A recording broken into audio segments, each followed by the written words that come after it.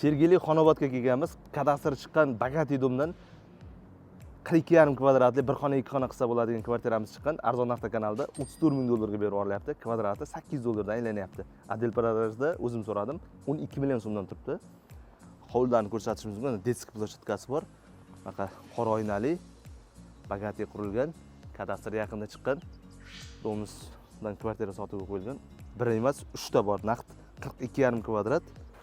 Yo atrofi mana yonida dom tushyapti, 3-dom. Umumiy ko'rinishi mana shunaqa holatda bo'lar ekan. Domimiz juda baquvvat qurilgan, zinalar ko'rishlaringiz mumkin. Bu yoqlar endi remont qilinadi. Bunaqa katta panoramli oyna shaklda. Ko'rishlaringiz mumkin. Mana bu birinchi lift, passajirskiy lift. Bu yoqda ikkinchi gruzovoy liftimiz bo'ladi. Ikkita lift bo'ladi bir etajda. Ko'rishlaringiz mumkin mana. Padizlari ham kattagina. Biz reklama qilayotgan kvartiramiz mana bu yerda. Baquvvat eshikdan qo'yib qo'yilgan, mana ko'rishlaringiz mumkin. Bu yerda kirishimiz bilan chap qo'lda sanuzelga uchun joy tashlangan. Bu bir xonali proyekt, lekin bemalol ikki xona chiqarsalaringiz bo'ladi. Bu yerdan birinchi xona, bu yerda ikkinchi xona. Kuxnyani bu yerda gulxoy bo'ladi, ya'ni derazasi yo'q. Xurtishka orqali qilsa bo'ladi bemalol.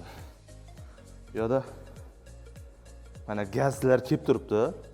Taxminan 20-25 sanasidan remontga joy ruxsat beriladi, kalitlar topshiriladi. Kadastr 100% chiqqan. Kompaktli balkonimiz. Tashqi ko'rinishi mana binomiz.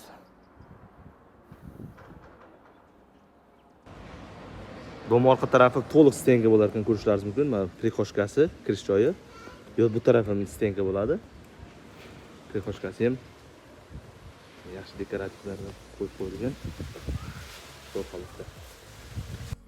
Shaharda 117-avtobusda qatnab yotibdi. Mana eng yaqin metro Xonobod metrosi.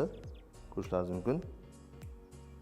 Bemalol shu oyda 20-25 martlardan ustalaringizni tashlab bitgandan keyin ko'chib ko'rib borasizlar. Pastda nomer bo'ladi, lokatsiya bo'ladi.